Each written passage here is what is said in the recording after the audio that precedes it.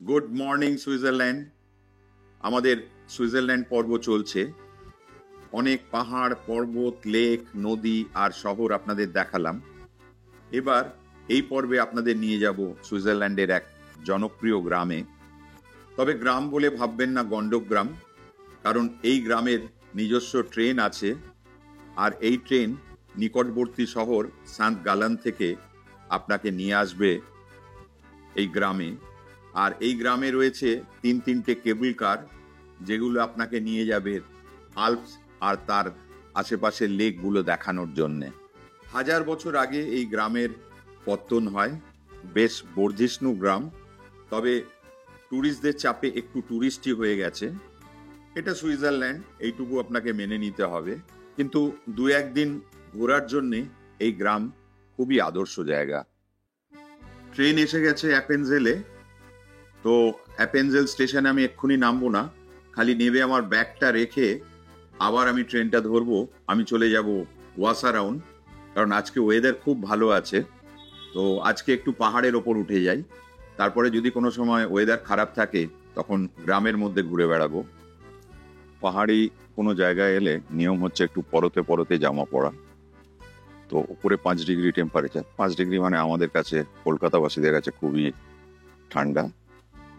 তো সেই জন্যে একটা নিচে গেঞ্জি আছে, তারপরে আর একটা গেঞ্জি, তারপরে একটা হাফ জ্যাকেট, তারপর একটা ফুল জ্যাকেট। এবার যেরম যেরম দরকার হবে খুলতে থাকবে, কারণ ওপরে যদি একবার খুব পরপরে সূর্য উঠে যায় তখন হাফ শার্ট পরেও পরা যায়।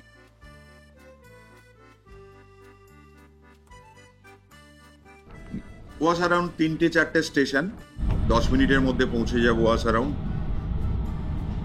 ওয়াসারাউন্ডে পৌঁছে গেছি। এখন এখানকার মেইন অ্যাট্রাকশন হচ্ছে এই কেবল কার। কেবল কার এখনো শুরু হয়নি, 10 মিনিট দেরি আছে। তো এই 10 মিনিটে আমি আপনাদের একটু ওয়াসারাউন্ডের সৌন্দর্য দেখাই। দেখতে পাচ্ছেন বরফের পাহাড় থেকে ঝর্ণা বয়ে চলেছে, আর আশেপাশে খেতে গরুরা ঘাস খাচ্ছে। ভারী সুন্দর দৃশ্য। আশপাশ দিয়ে কিছুটা গাড়িও যাচ্ছে।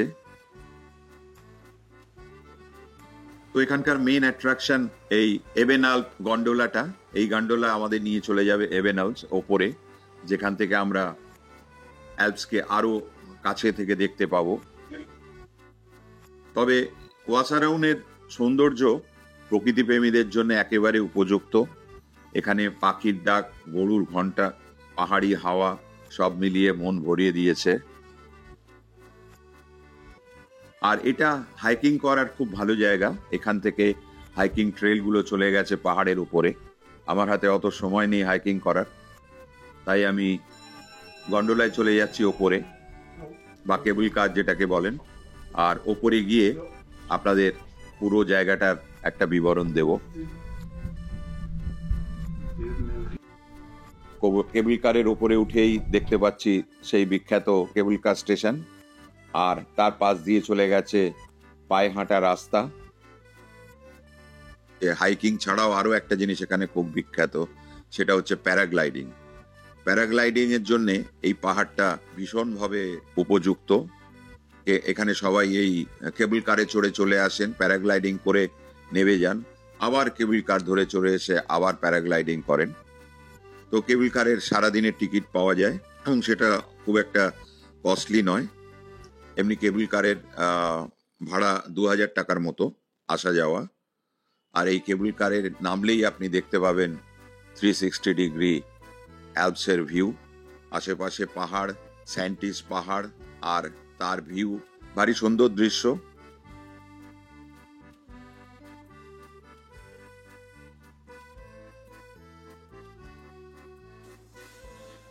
এখানে আর একটা ছোট্ট আকর্ষণ রয়েছে, একটা ছোট্ট চার্চ আর একটা গুহা, যে গুহার মধ্যে প্রবেশ করলেই বোঝা যাচ্ছে যে একটা আদিম গুহা। এর মধ্যে অনেক ধরনের প্রস্তর যুগের পাথরের একটা স্কাল্পচার দেখতে পাচ্ছি। তো যাই হোক, এই গুহাতে অনেক টুরিস্ট আসেন। তো আমরা এবার পেরিয়ে চলে যাব ট্রেকিং রুটে। একটু ট্রেকিং করে আশেপাশটা ঘুরে তারপরে আবার যাব অ্যাপেনজেলে।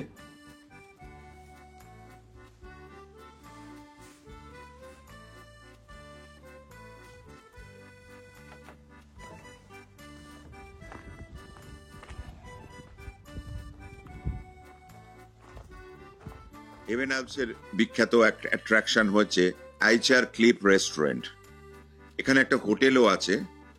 একদম পাহাড়ের গা ঘেঁষে কিভাবে এই রেস্টুরেন্ট করা সম্ভব হলো আমি জানি না, তবে এটা দেখে মনে হচ্ছে যে এই রেস্টুরেন্টে বসে একটা কফি খাওয়া যেতেই পারে।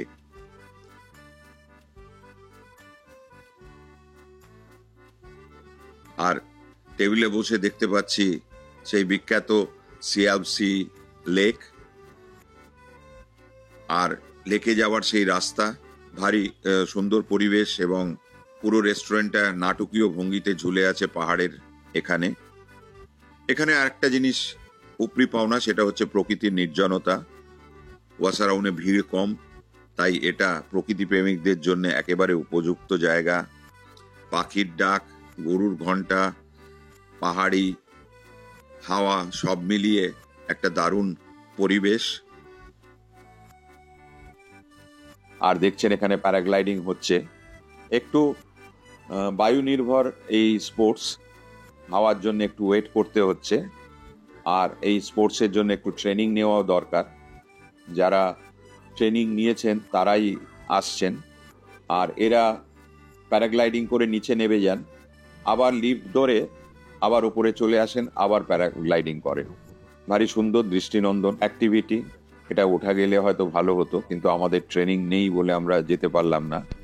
তো এবার আমরা একটু পাহাড়ের আশেপাশটা ঘুরে চলে যাব নিচে, কারণ বৃষ্টি আসছে, মেঘ জমা হয়ে গেছে অলরেডি। এদের ওয়েদার রিপোর্ট ভীষণ স্ট্রং। তো চলুন কেবল কার ধরে নিচে, আর ওখান থেকে 3-4টে স্টেশন দূরে আমার হোস্টেল। আজকে অ্যাপেনজেল গ্রামের মধ্যেই, এরপরে আমরা অ্যাপেনজেল গ্রামটা আপনাদের দেখাচ্ছি। এভেন অ্যালপস থেকে নেমে এসছি ওয়াসারুন, আর সঙ্গে সঙ্গে ট্রেনও পেয়েছি অ্যাপেনজেলের। চলুন সেই বিখ্যাত গ্রাম অ্যাপেনজেলে নাবি। আজকে আমার এখানে হস্টেল আছে থাকার জন্যে, আজ রাত্রিটা এখানেই থাকবো। তবে আকাশ মেঘলা হয়ে এসছে। চলুন চেষ্টা করছি যতটা পারি এই মেঘলার মধ্যে অ্যাপেনজেলকে দেখানো। অ্যাপেনজেলের সেন্টারের, সিটি সেন্টারের আশেপাশটা ভারী সুন্দর গ্রাম, তবে সিটি সেন্টারটা খুবই জমকালো, এবং বুঝতেই পাচ্ছেন যেহেতু এটা খুব পপুলার, প্রচুর হোটেল, প্রচুর মার্কেট, বিভিন্ন রকমের অ্যাক্সেসরিজ এবং সব কিছু বিক্রি হচ্ছে, শপিং, বিভিন্ন জিনিস বিক্রি হচ্ছে এখানে। প্লাস প্রচুর মানুষ আসছেন এখানে, কিছু লোকাল লোকেরাও থাকেন। অ্যাপেনজেলের সবচেয়ে মুখ্য যে ভূমিকা সেটা হলো যে সুইজারল্যান্ডের যে কালচার, ভিলেজ কালচার, সেটাকে ধরে রাখা। যে জন্যে এই গ্রামটা এত বিখ্যাত। আমি আগেই বলেছিলাম যে এই গ্রামের নিজস্ব ট্রেন আছে, কেবল কার আছে, আর এই থাকা সত্ত্বেও এই গ্রাম তার নিজের মহিমাকে বজায় রাখার চেষ্টা করেছে।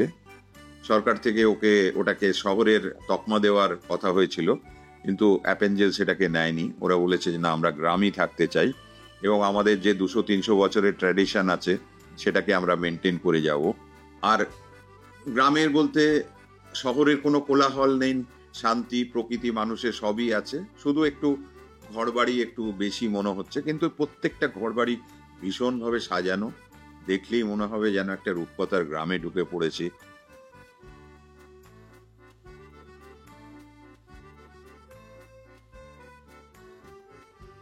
মানে ঠিক এই শহরের পাশ দিয়ে চলেছে গ্রাম, সেখানে আপনি সবকিছুই পাবেন। সেখানে আপনি সবুজ প্রান্তর, টিলা, গরু, পাখির ডাক, সমস্ত কিছুই পাবেন।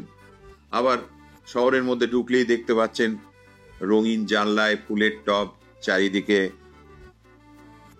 প্রচুর মানুষ ঘুরে বেড়াচ্ছে, তারা সবাই বেড়াতে এসছেন। আর হাইকিং করার জন্য অ্যাপেনজেল ভীষণ ভালো। একটুখানি বেরোলে হেঁটে হেঁটে আপনি গ্রামের মধ্যে হারিয়ে যেতে পারেন।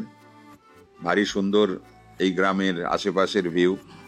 আর ট্রেন আছে, ট্রেনে করে আবার ফেরত চলে আসতে পারেন। অ্যাপেনজেলেও রয়েছে একটা চার্চ। চার্চের মধ্যে পুজো আর্চাও রেগুলার বেসিসে হয় এবং ভারী সুন্দর করে সাজানো এটা। তবে এখানে যদি কোনো সময় আপনি কোনো ফেস্টিভ্যালে আসতে পারেন ভালো লাগবে। ফেস্টিভ্যালের অনেক প্রোগ্রাম হয়, আর এই ফেস্টিভ্যালের সময় গরুদের ভারী সুন্দর ফুল দিয়ে সাজিয়ে দেওয়া হয়। এই উৎসব দেখলে মনে হবে যেন একটা রূপকথার দেশের একটা উৎসব, এবং বহু মানুষ আসেন এই সময় উৎসব দেখতে। সুতরাং আপনি যদি আসতে চান, আপনাকে সেইভাবে বুক করে আসতে হবে, কারণ অ্যাপেনজেলে ঘর পাওয়া খুব দুরূহ।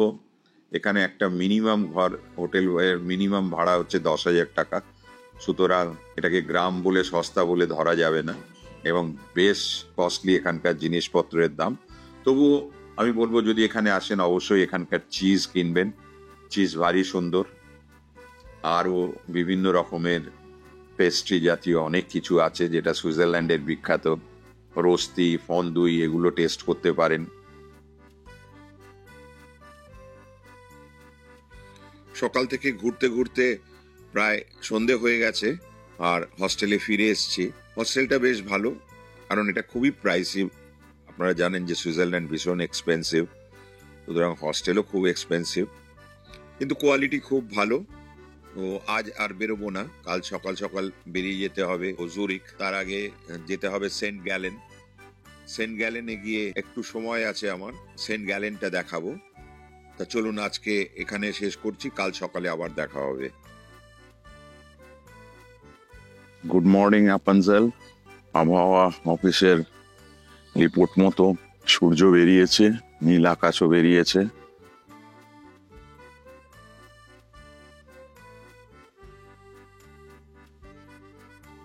এই সেন্ট গ্যালেন সুইজারল্যান্ডের ইস্টার্ন সাইডে অবস্থিত, আর এটা ইতিহাস, সংস্কৃতি, স্থাপত্যের এক মনোরম শহর। সুইজারল্যান্ড পর্বতের তো অ্যাপেনজেল থেকে চলে এসেছি সান্ট গ্যালন। এখানে ধর্মীয় এবং ধর্মীয় শিক্ষারও একটা বিরাট বড় আশ্রম রয়েছে। এটাকে অ্যাবে অফ সেন্ট গল বলা হয়। প্রায় 1300 বছর আগে একজন আইরিশ সন্ন্যাসী সেন্ট গালুজ এখানে এসে একটি আশ্রম স্থাপন করেন, আর সেটাই এখন খুব খ্যাতনামা এখানে। এর মধ্যে একটা লাইব্রেরি আছে, আর এই অ্যাবে আর লাইব্রেরি ইউনেস্কো হেরিটেজ সাইটের মান্যতা প্রাপ্ত। সেন্ট গ্যালেন পুরনো শহর, ভারী সুন্দর অনুভূতি এখানে শহরের রাস্তা দিয়ে হাঁটার। প্রতিটি কোণেই কোনো গল্প, কোনো ইতিহাস জড়িয়ে আছে, আর শহর ঘেঁষেই রয়েছে সবুজ পাহাড়। হাইকিং করার জন্যে আশেপাশেই রয়েছে প্রচুর লেক, যাদের মধ্যে লেক কনস্ট্যান্স খুব বিখ্যাত। আর একটা জায়গা এখানে আপনাকে খুব নজর কেড়ে নেবে, সেটা হলো এখানকার একটা লাউঞ্জ, এটাকে স্ট্যাড লাউঞ্জ বলা হয়। এটা সিটি লাউঞ্জ, এটার আর একটা নাম আছে, সেটাকে রেড স্কোয়ার বলা হয়। এখানে বিভিন্ন রকমের স্থাপত্য দেখতে পাবেন, একদম মডার্ন স্থাপত্য, যেগুলোকে রাবার গ্র্যানুলেট দিয়ে তৈরি করা, এবং পুরো জায়গাটা একদম লালে লাল।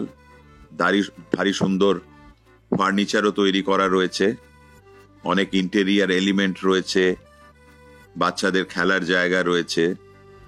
এটাকে একটা বলতে পারেন ভাইব্রেন্ট লিভিং রুম, এবং এটা খুবই ইউনিক। আমি পৃথিবীর অনেক দেশে গেছি, ঠিক এই ধরনের স্কোয়ার আমি কোথাও পাইনি। এটার উদ্ভাবনা যিনি করেছিলেন 2012 সালে এটা তৈরি করা হয়, এবং এটা লোকাল লোকেদের হ্যাং আউট করার একটা খুব ভালো জায়গা। এছাড়াও সেন্ট গ্যালেনের ওল্ড টাউন খুব মনোরম, এখানকার খাবার এবং কফি কালচার খুবই পপুলার।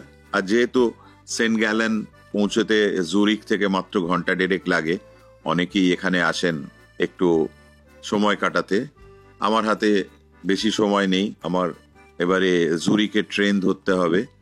তার আগে আমার কাছে ঘন্টাখানেক সময় ছিল, আমি একটু ঘুরে শহরটা দেখালাম। তবে এই শহরে একটা রাত কাটানো আমি বলবো যে অবশ্যই উচিত হবে, কারণ শহরটা সত্যিই সুন্দর। সেন্ট গ্যালেন ঘোরা মোটামুটি শেষ, এবারে চলে যাব জুরিকে। আজকে জুরিকে রাত কাটানো আছে, আর কাল সকালে আমার ভোরে ফ্লাইট আছে জুরিক থেকে কলকাতা। আর তাই পর্বটা এখানেই শেষ করব। আর আমাদের সুইজারল্যান্ড পর্বের শেষ পর্বে দেখাবো জুরিককে, অবশ্যই সঙ্গে থাকবেন। আর এই পর্বটা যদি ভালো লাগে অবশ্যই লাইক বা কমেন্ট দেবেন, আর শেয়ার আর সাবস্ক্রাইব করে আমাদের একটু উৎসাহিত করবেন। ধন্যবাদ। Happy travelling.